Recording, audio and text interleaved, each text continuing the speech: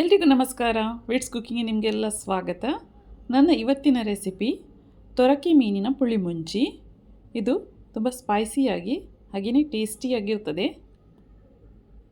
ಬನ್ನಿ ತೊರಕೆ ಮೀನಿನ ಪುಳಿ ಮುಂಚಿ ಹೇಗೆ ಮಾಡೋದಂತ ನೋಡೋಣ.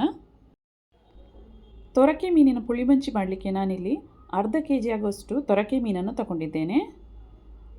ಇದನ್ನು ಚೆನ್ನಾಗಿ ಇದರ ಸಿಪ್ಪೆ ತೆಗೆದು ಕ್ಲೀನ್ ಮಾಡುವ. ಹೀಗೇನೆ ಕೂಡ ಮಾಡಬಹುದು, ಆದರೆ ನಾನಿಲ್ಲಿ ಸಿಪ್ಪೆ ತೆಗೆದು ಇದನ್ನು ಯೂಸ್ ಮಾಡ್ತಾ ಇದ್ದೇನೆ. ನೋಡಿ, ಚೆನ್ನಾಗಿ ಕ್ಲೀನ್ ಮಾಡಿ ತಗೊಂಡು ಬಂದೆ. ಈಗ ಇದಕ್ಕೆ ಮಸಾಲೆ ರೆಡಿ ಮಾಡುವ. ಮೊದಲಿಗೆ ಪ್ಯಾನ್ಗೆ 2 ದೊಡ್ಡ ಚಮಚ ಕೊತ್ತಂಬರಿ ಬೀಜ, 1 ದೊಡ್ಡ ಚಮಚ ಜೀರಿಗೆ, 1 ಚಿಟಿಕೆಯಷ್ಟು ಸಾಸಿವೆ, 1 ಚಿಟಿಕೆಯಷ್ಟು ಮೆಂತ್ಯ ಕಾಳು, 1 ಚಿಟಿಕೆಯಷ್ಟು ಓಮ, 10 ಕಾಳುಮೆಣಸು, ಹಾಗೆಯೇ 10-12 ಕೆಂಪು ಮೆಣಸನ್ನು ತಗೊಂಡಿದ್ದೇನೆ. ಇದಕ್ಕೆ ಸ್ವಲ್ಪ ಕಲರ್ನ ಕೆಂಪು ಮೆಣಸು ತಗೊಂಡ್ರೆ ಒಳ್ಳೆಯದು. ಇದಕ್ಕೆ ಸ್ವಲ್ಪ ತೆಂಗಿನ ಎಣ್ಣೆನ ಹಾಕಿ ಇದನ್ನು ಚೆನ್ನಾಗಿ ರೋಸ್ಟ್ ಮಾಡಬೇಕು. ಗ್ಯಾಸ್ ಫ್ಲೇಮ್ ಮೀಡಿಯಮಲ್ಲಿಟ್ಟು ಇದನ್ನು ರೋಸ್ಟ್ ಮಾಡಬೇಕು. ನೋಡಿ, ಈಗ ಇದು ಆಯಿತು. ಇದನ್ನು ತೆಗೆಯುವ. ಈಗ ತಣ್ಣಗಾದ ನಂತರ ಎಲ್ಲ ಮಸಾಲೆನ ಮಿಕ್ಸಿ ಜಾರ್ಗೆ ಹಾಕುವ.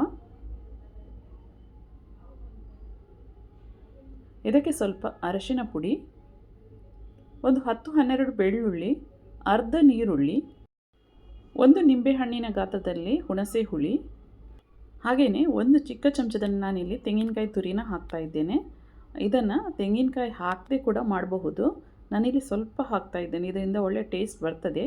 ಇದಕ್ಕೆ ಸ್ವಲ್ಪ ನೀರನ್ನು ಸೇರಿಸಿ ಇದನ್ನು ನುಣ್ಣಗೆ ರುಬ್ಕೋಬೇಕು.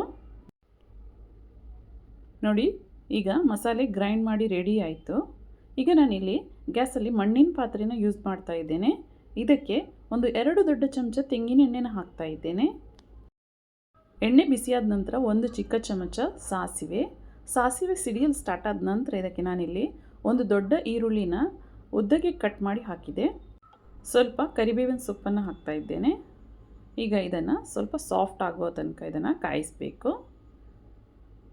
ನೋಡಿ, ಈರುಳ್ಳಿ ಈಗ ಸಾಫ್ಟ್ ಆಯಿತು. ಇದಕ್ಕೆ 1 ಚಿಕ್ಕ ಟೊಮೆಟೊನ ಕಟ್ ಮಾಡಿ ಹಾಕಿದೆ. ಟೊಮೆಟೊನ ಕೂಡ ಸ್ವಲ್ಪ ಸಾಫ್ಟ್ ಆಗೋ ತನಕ ಇದನ್ನು ಕಾಯಿಸಬೇಕು. ನಂತರ ನೋಡಿ, ಕ್ಲೀನ್ ಮಾಡಿಟ್ಟಂತಹ ನಾನಿಲ್ಲಿ ತೊರಕೆ ಮೀನನ್ನು ಹಾಕ್ತಾ ಇದ್ದೇನೆ. ರುಚಿಗೆ ತಕ್ಕಷ್ಟು ಇದಕ್ಕೆ ಉಪ್ಪನ್ನು ಸೇರಿಸ್ತಾ ಇದ್ದೇನೆ. ಈಗ ಇದನ್ನು ಒಮ್ಮೆ ಮಿಕ್ಸ್ ಮಾಡುವ. ಸರಿಯಾಗಿ ಮಿಕ್ಸ್ ಆದ ನಂತರ ಇದಕ್ಕೆ ಗ್ರೈಂಡ್ ಮಾಡಿಟ್ಟಂತಹ ಮಸಾಲೆನ ಹಾಕ್ತಾ ಇದ್ದೇನೆ. ಮೊದಲಿಗೆ ಒಮ್ಮೆ ಮಿಕ್ಸ್ ಮಾಡುವ. ನಂತರ ನೋಡ್ಕೊಂಡು ಇದಕ್ಕೆ ನೀರನ್ನು ಆ್ಯಡ್ ಮಾಡುವ. ನೋಡಿ, ಇದು ಸ್ವಲ್ಪ ದಪ್ಪ ಉಂಟು, ನಾನಿಲ್ಲಿ ಆ್ಯಡ್ ಮಾಡ್ತಾ ಇದ್ದೇನೆ ನೀರನ್ನು. ಈಗ ಪುನಃ ಮಿಕ್ಸ್ ಮಾಡುವ. ಇದನ್ನು ಮೇಲಿಂದ ಸ್ವಲ್ಪ ಉದ್ದಕ್ಕೆ ಕಟ್ ಮಾಡಿದ ಕಾಯಿಮೆಣಸು, ಸ್ವಲ್ಪ ಶುಂಠಿ, ಇದನ್ನು ಚೆನ್ನಾಗಿ ಮಿಕ್ಸ್ ಮಾಡುವ. ನಂತರ ಇದಕ್ಕೆ ಮುಚ್ಚಳ ಇಟ್ಟು ಇದನ್ನು 5 ನಿಮಿಷ ಬೇಯಿಸಿದರೆ ಸಾಕು. ನೋಡಿ, ಸರಿಯಾಗಿ ಕುದಿ ಬಂತು. ಇದು ಬೇಗ ಬೇಯ್ತದೆ. ನೋಡಿ, ಈಗ ಇದು ರೆಡಿ ಆಯಿತು. ಬೇಕಿದ್ದರೆ ಮೇಲಿಂದ ಸ್ವಲ್ಪ ಕೊತ್ತಂಬರಿ ಸೊಪ್ಪನ್ನು ಹಾಕಬಹುದು. ನೋಡಿ, ರುಚಿಯಾದ ತುಳುನಾಡಿನ ಶೈಲಿಯಲ್ಲಿ ಒಂದು ತೊರಕೆ ಪುಳಿ ಮುಂಚಿ ರೆಡಿ ಆಯಿತು.